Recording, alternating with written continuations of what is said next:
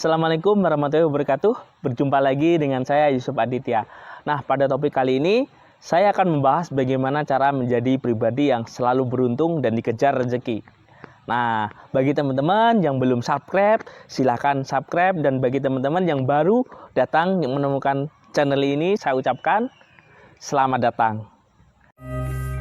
Saya Yusuf Aditya, founder dari Padepokan Ilmu Hipnotis. Dalam kelas saya, hipnotis non-verbal dan hipnotis verbal, saya mengajak peserta untuk mengenali potensi yang ada dalam dirinya dan membangkitkan energi yang ada dalam dirinya untuk digunakan segala hal.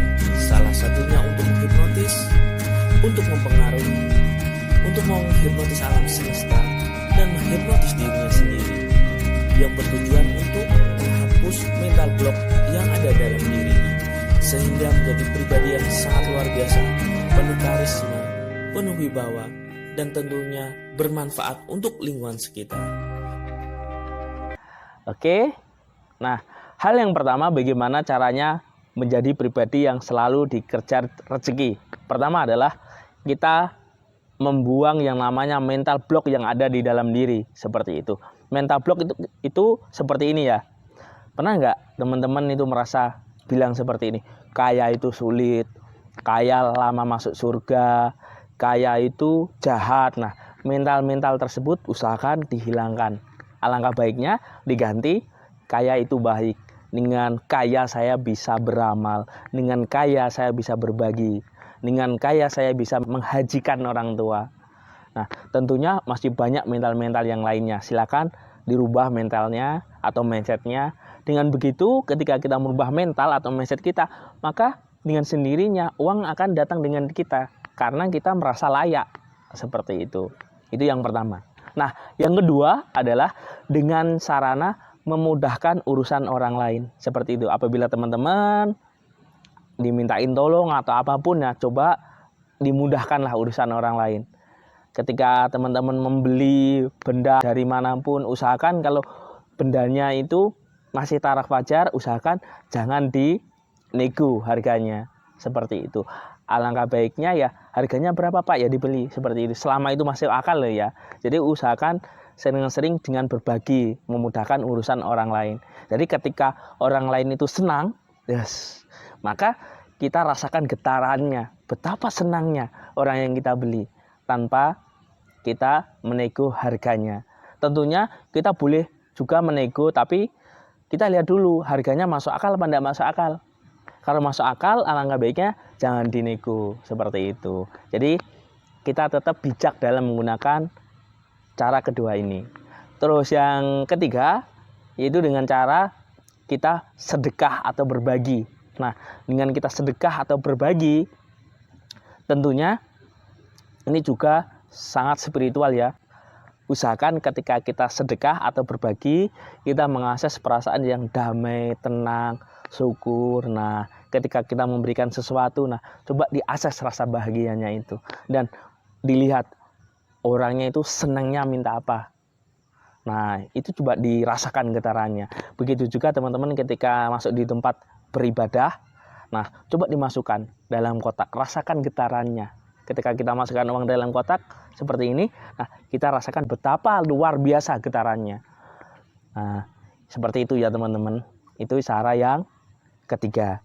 Terus cara yang keempat, ini yang tadi itu kan secara spiritual. Kalau cara yang keempat, kita bisa menggunakan dengan cara membeli barang yang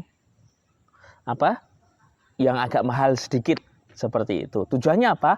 Untuk mendefrak pikiran bawah sadar kita. Kalau kita terbiasa dengan barang yang mahal, intinya mahal dalam artian kita coba beli barang yang satu atau dua yang agak mahal dikit. Tujuannya apa? Biar kita terbiasa ketika kita mengeluarkan yang besar, maka kita biasanya tarikannya untuk masuk ke dalam diri kita yang besar itu juga akan mudah karena kita sudah terbiasa kok, seperti itu. Misal kita beli baju harga yang agak mahal sedikit, tidak masalah. Intinya jangan berlebihan ya. Kalau berlebihan itu namanya boros teman-teman. Jadi intinya yang masuk akal dan wajar. Nah, sekali-kali coba dibeli sesuatu yang agak mahal dikit. Nah, tujuannya apa? Untuk membiasakan kita keluar yang agak lebih gede, sehingga ketika tarikan masuk itu juga akan gede juga. Biasanya seperti itu, istilahnya merubah mindset ya, biar kita terbiasa keluar harga 500.000 atau 200.000. Nah, sehingga ketika tarikannya masuk itu juga mahal juga seperti itu. Karena kita sudah terbiasa pengeluarannya gede, maka insya Allah pemasukannya juga gede seperti itu. Intinya yang wajar loh ya. Saya tidak menganjurkan untuk boros ya, tapi kita melatih bagaimana caranya diri kita ini menjadi pantas dikaruniai rezeki yang berlimpah seperti itu. Nah, contohnya seperti ini, kita lihat ya, orang-orang yang beli mobil mewah, rumahnya bagus dan sebagainya, tentunya mahal-mahal sekali kan yang mereka beli. Sehingga rezekinya pun juga masuk juga gede juga seperti itu. Bayangkan hotel-hotel yang mewah itu. Nah, siapa yang beli kalau rezekinya nggak berlimpah? Saya yakin tarikannya beliau yang masuk-masuk di hotel yang mewah-mewah, tentu tarikannya juga gede sekali. Nah, kita bisa belajar di situ ya. Belajar dari mindset ya, seperti itu. Tidak menganjurkan untuk boros, tapi bagaimana cara mengolah rasa, mengolah batin kita, pengeluaran kita gede, biasanya kalau pemasukan insya Allah juga gede, seperti itu. Intinya di taraf yang wajar, tidak berlebihan. Kalau berlebihan itu namanya boros. Ngerti ya?